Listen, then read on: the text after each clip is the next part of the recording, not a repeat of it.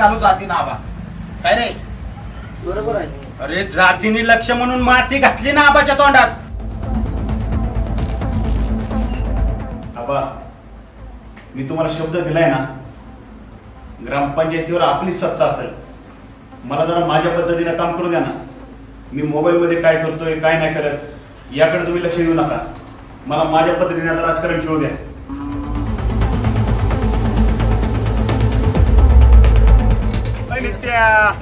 अरे एक इकडं. अरे तू कोणा जीवा ओढतोय हे चांगलं माहिती की मला. सत्यजितराव बाजारात भेटले होते. धक्काबुक्की केली, दमदाटी केली.